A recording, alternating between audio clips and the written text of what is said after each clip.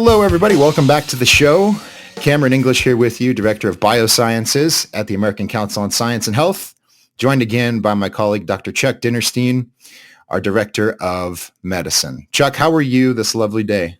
I'm great. It's finally getting to be spring out here. I'm very happy. It's warming up everywhere. You know, I had a random question for you, and I've always wanted to ask you, and I forget to ask you every time we talk. Do you ever turn on a medical drama just for like 30 seconds and roll your eyes? I do roll my eyes, yes. And I'd have to say, this is a hidden guilty pleasure, as I am watching the reruns of ER. And I do find several moments in there that are great. In fact, there was just one episode when they used a device that I had used when I was a youngin' that is not used anymore. And I could just see it coming. And I just leapt up and said, here it comes, here it comes. So, yeah. My favorite show of that genre is Scrubs. And they set up sort of an ongoing conflict between the medical side and the surgical side. Like they don't like each other, you know? So I'm wondering if there's any truth to that. Do physicians or, you know? Yes. Internally... Oh, yeah, because okay. Surgeons get paid more, and we do. And internists, for the most part, think and get paid less. And this is a real schism. There's, if you want to get a real sense of some of the backstory of that kind of stuff, there's an old book called The House of God, written by a guy that went on to become a psychiatrist about his internship, which captures so well what it was like, certainly during my training period, of the ins and outs of going through your internship, whether it be medical or surgical. It was really good. That's great. Because in that show, it's funny. I just didn't know if it was true because they'll call they call them cutters and they call them stupid. And you don't like to diagnose. You just like to cut things, dummy. And then they'll, you know. Yes. And we have several lines that go along, you know, cold steel heals, you know, never let the skin come between you and the problem, you know. That's great. All right. Fun medical fact. Physicians and surgeons have a little rivalry. Excuse me.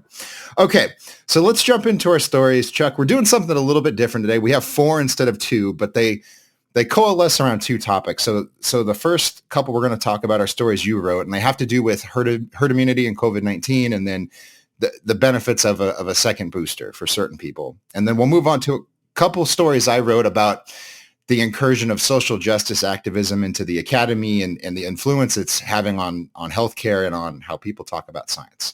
But tell us first about this story. The concept of classical herd immunity might not apply, and we're talking about SARS-CoV-2. So what are we talking about here?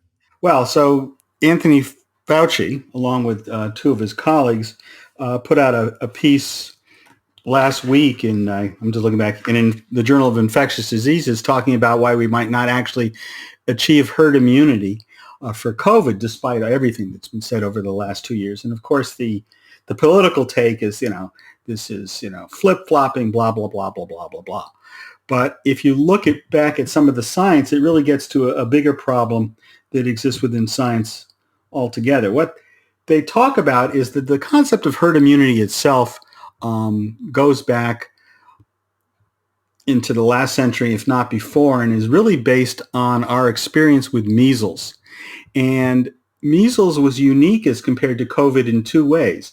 One is that measles is more easily transmitted.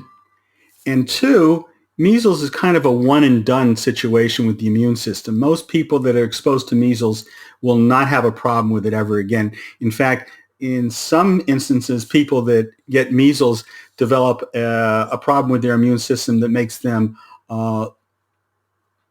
more susceptible to autoimmunity because of how strong the response is to measles. And what they found with measles is that somewhere between 70 and 85% of the population, once they were immunized with measles, that ended it. That was herd immunity. But COVID, again, is not like measles. It's not like measles, in fact, that it's not one and done. There continues to be breakthrough cases, or you continue to be able to get the disease, though the severity is quite much less. So that's a big difference. The other difference that I failed to mention is that measles genetically stays pretty much the same. And COVID has multiple mutations. That's called antigenic drift. And so the model that they used to describe herd immunity was not the same as the disease we were treating. And I think that that's really what the point that Fauci was making in there.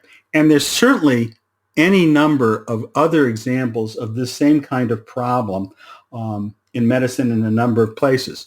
For instance, all the work that was done on what's the normal blood pressure was done back in the mid-1800s by a German who took people's blood pressure by putting the thermometer under their arm. Something we would not do today because we don't recognize that as a valid number.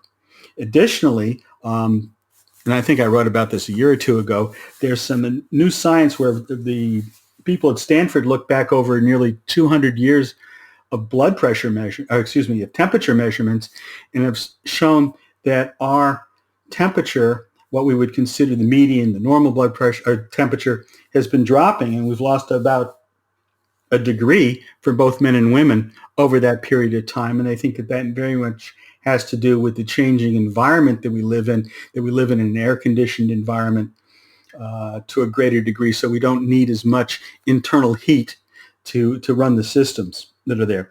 And the other example was blood pressure. I just looked at that this morning. The first time somebody took a blood pressure was in a horse in 1733, and the blood pressure was described as 8 feet above the horse, which obviously is not what we do today. But systolic blood pressure came about in about 1828, and with advances in our technology, we discovered that there was a diastolic blood pressure in 1905. So there's the dance between our ability to measure things and what those measurements mean. And I think to a large degree, this whole discussion of herd immunity gets around that. It's a good idea. The model that we were using to determine what it was not on target. There's a quote from the article that you quote, and then you offer some analysis. So they say, we now have a high degree of background population immunity to SARS-CoV-2, as well as medical countermeasures. We no longer need the elusive concept of herd immunity, in quotes, as an aspirational goal. COVID-19 control is already within our grasp. Now, I want to get your take on that. And the reason I bring it up is that I've been fairly critical of the response to COVID-19, but even I can say this is good. You want people in authority. You want people who are experts, physicians, so forth. You want them looking at the data and going, okay, it's time to update our understanding.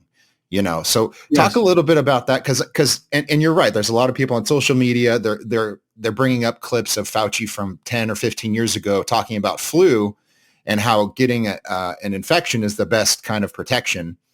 And I don't know if there's more context to that because there's no more in the quote, but people are retweeting that. They're going, oh, look at him saying this. So give me your thoughts on that. I think it's good that you're seeing this kind of reassessment. I think it's absolutely the best thing. I think the first step in correcting your errors is to recognize that you've made one and in what way you've done that. And that's a whole lot different than simply assigning blame. And I would have to say that, my whole take on COVID is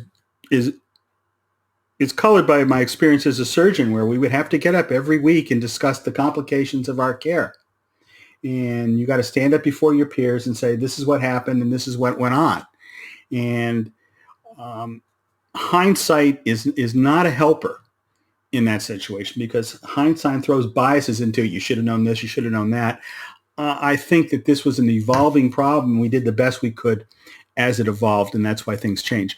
As to the point that they were making, herd immunity is aspirational. We now have both a vaccine and a very effective medical therapy for COVID. So it's not the problem that it was 2 years ago. Now, things may change, but I think that's a huge difference. And that leads right into the discussion about the fourth booster. The fourth booster data comes from Israel, and looks at about 1 month of results.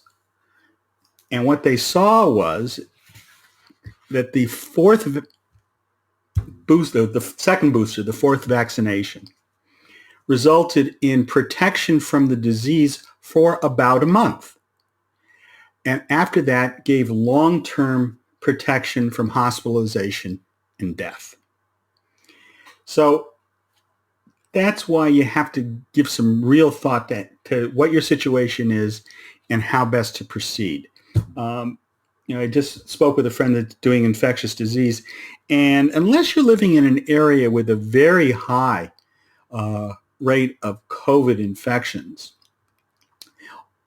and you're in a situation where you feel that you are more susceptible and more at risk from complications, I don't see a huge advantage to getting the fourth booster.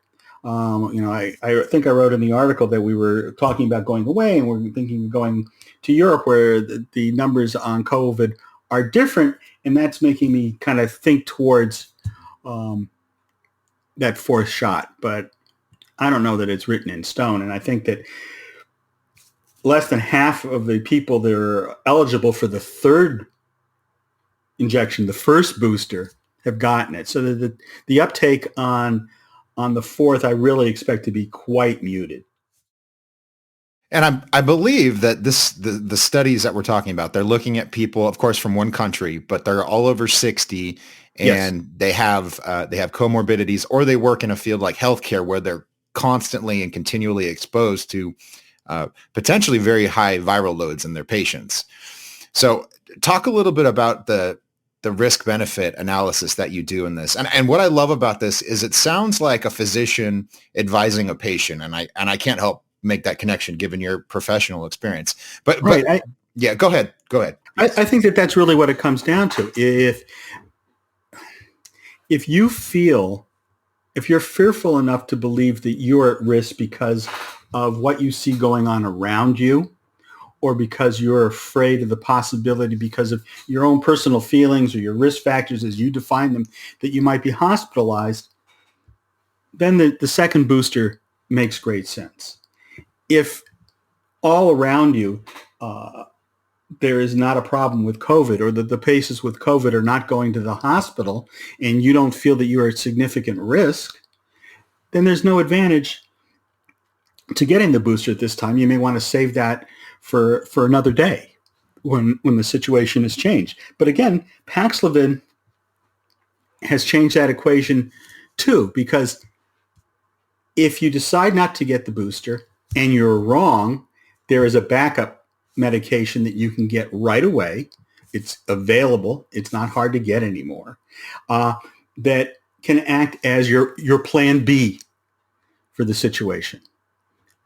And so I don't think that there's people can't make the wrong choice about what to do, as long as they know that they're either going to go get vaccinated now and they'll be emotionally and physically protected, or they're going to wait and know that they have Paxlovid available to them.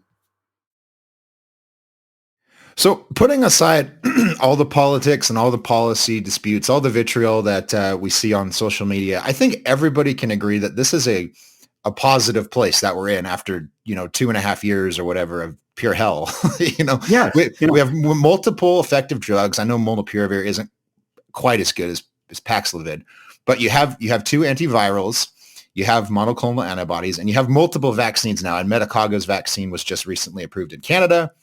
So we have lots of, as they say, countermeasures. I think this is good overall. I think let's put aside the fighting for a second and just say, hey, we're finally gaining some ground here. Absolutely. But I think part of the problem is it's very difficult, as I said before, to unwind fear. And fear has been the message for a long time. And I think it's difficult to take that back in. And that you can see that around you now. There's, kids have been told they no longer have to wear masks in school. Lots of kids are still wearing them in school because they have their own fear. That gets back to that same trade-off, and I think that it will improve over time as the numbers come down over the summer, and hopefully social media will find some other interesting topics. to look at besides COVID. Yeah, absolutely. Well, we have Ukraine. Everyone's blaming each other for Ukraine in various capacities. So maybe we'll stick with that, and then the medical situation will improve, and then we'll move on to something else. But let's talk about this situation with social justice activism. It's been around for many years now, and it's been a topic of conversation on the news shows and on social media.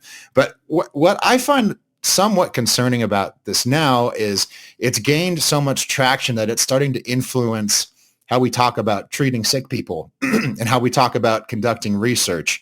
I know you've written a lot about this too, but the thing that really caught my attention was this article from BuzzFeed a few weeks ago where they're talking about fat acceptance. And I think we've heard it has different names, but there's this movement, healthy at any size, and fat acceptance is I think is the main one. But then you have fat studies coming out of social science departments and universities, and I'm 100% on board with this idea that we need to treat people with respect, no matter who they are or what they look like or how big they are. That really shouldn't matter because basic decency dictates that you treat your fellow man with a little bit of care, the golden rule and all that. And as someone who struggled with my weight, I can empathize with what it feels like, to go into a doctor's office and feel really embarrassed about having to step on a scale. So I'm down with all of that. Let's help people think a little more thoughtfully and respectfully about others around them. But the thing that bothers me and that I really am adamantly opposed to is this idea that we're going to ignore, or we're going to minimize the risks that come with obesity, because they are very real. And I said this in my story, which is that I had people in my life who said, hey, you really need to change your lifestyle because this is not good for you. And now that I have a young son at home who I want to play catch with and teach how to fish, and I want to see him grow up and live his life, that was great advice that I got. And it didn't feel good at the time to get it, but it pointed me in the right direction. So as a physician who's probably had to deal with this over your career, what do you think of the situation overall?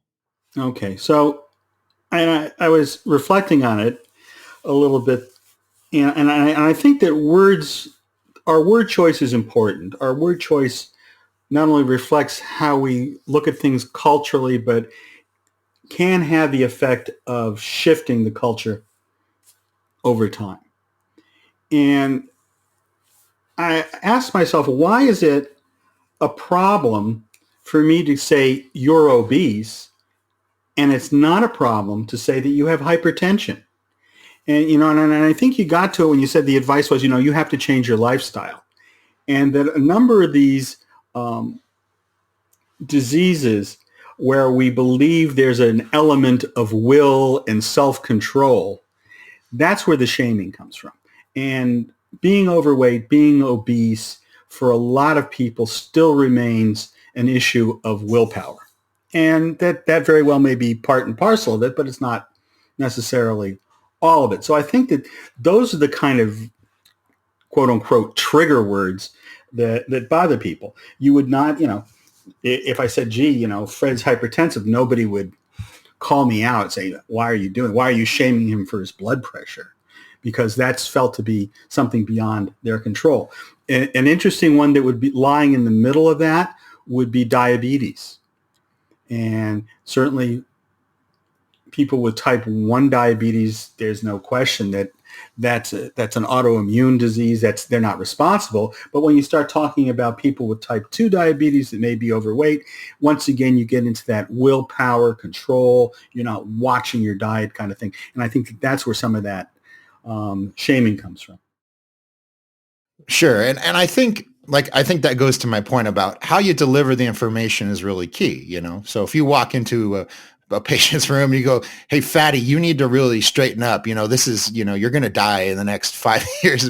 That would be a problem, right? And I think you would have to reassess your approach to bedside manner if you did that. Yeah. But at the same time, I find the counter arguments from the other side, if you will, very unconvincing, because the framing they give this seems to be, you were sort of bequeathed your body size, whether it was genetics or whether it was your environment or it was, big fast food or whatever. And so as a result, people shouldn't shame you or attack you for your size. And my problem with that is I think it goes in the other direction, in the sense that if you have a genetic predisposition, whatever that may be, to put on weight, then it's more important for your physician to say, hey, it seems, and there's not a great test for this yet, but if your physician says it seems like you put on weight really easily, we need to keep that in mind as we move forward. Or the same thing, if you grew up in a family of obese people, then research has shown you're more likely to be obese because that's who you're going to learn your eating habits from. So it's more important in that case too for a physician or someone that you trust to give you input. What do you think about that?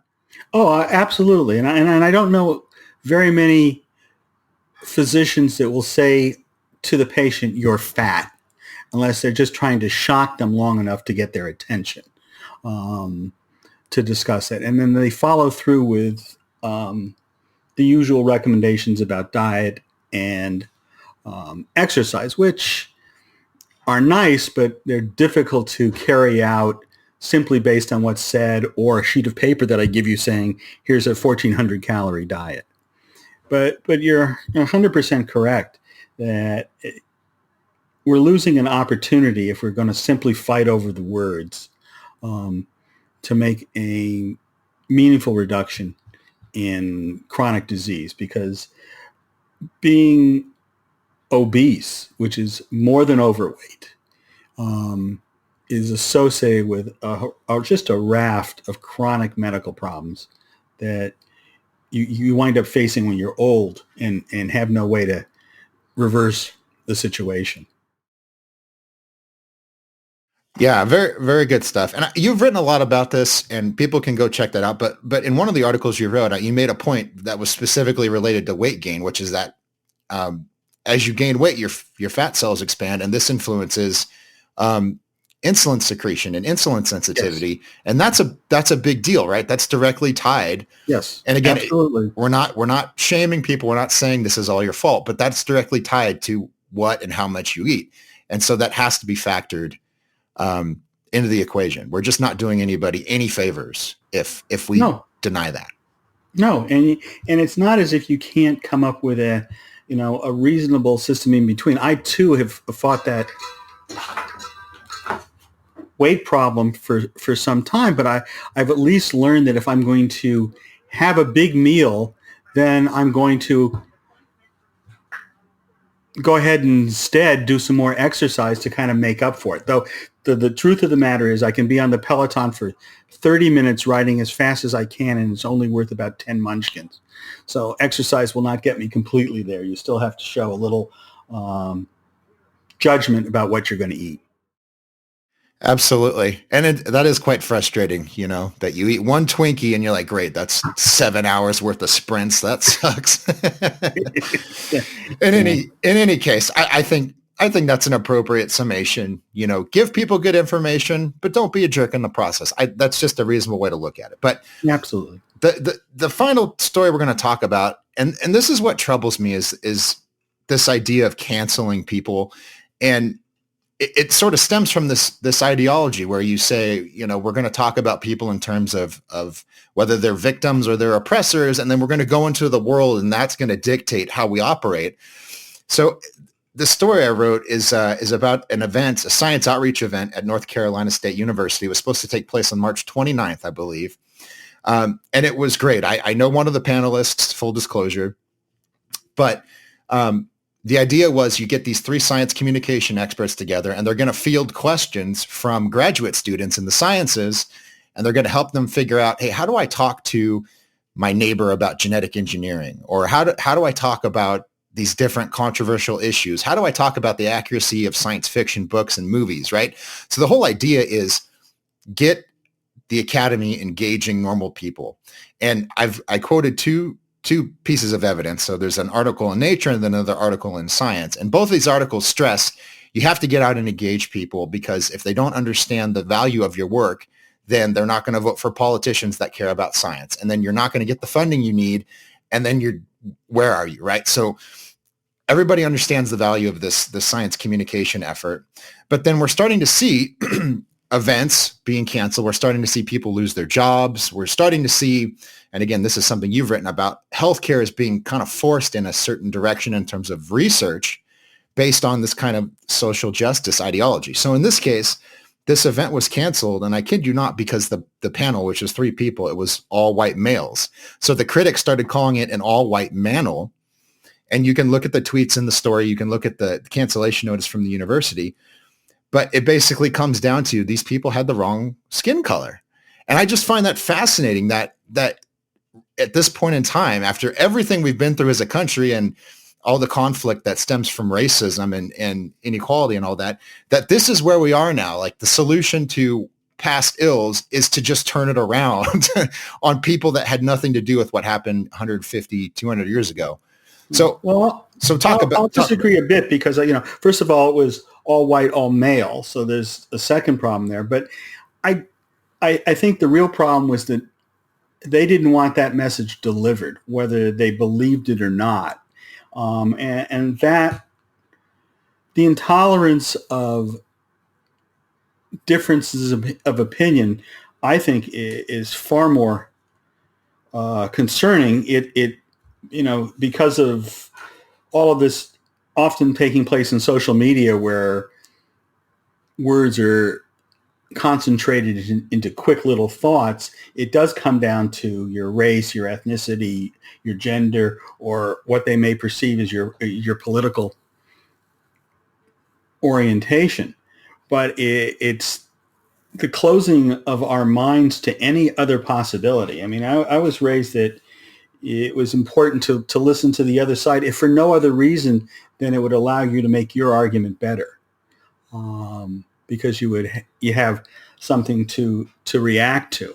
So that's what I find far more disconcerting, is that they're not even willing to let these people speak.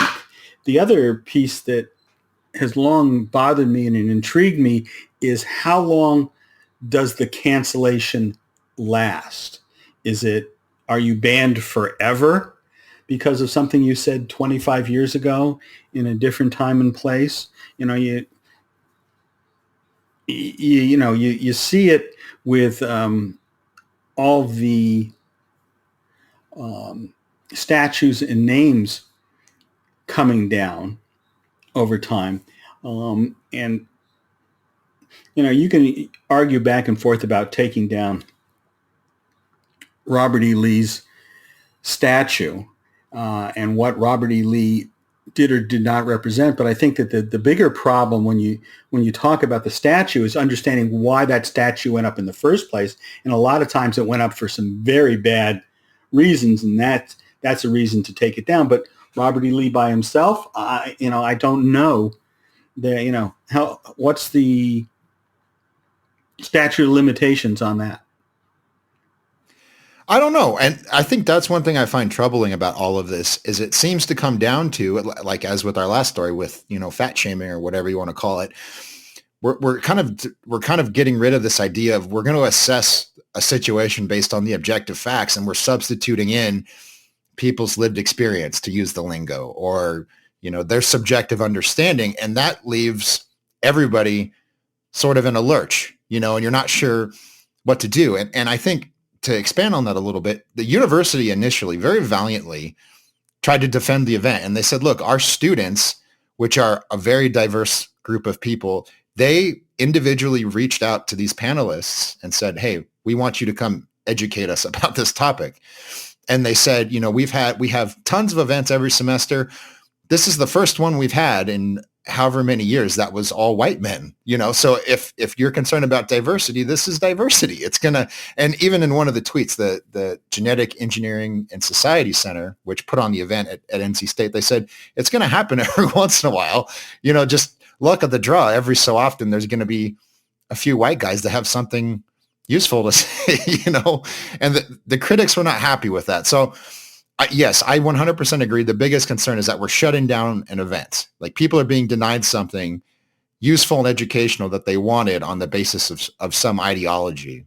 And this is the closest it's been to me personally, because Kevin Folta, who's a professor at the University of Florida, is my partner on another podcast that I do.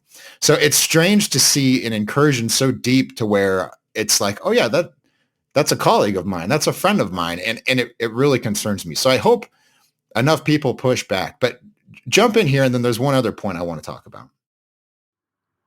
Go ahead. What was the point? So the Atlantic took a poll just a couple months ago, back in November of 2021, and they found that, I want to say, like 55 to 60% of Americans are really concerned about cancel culture. They think society is too politically correct these days.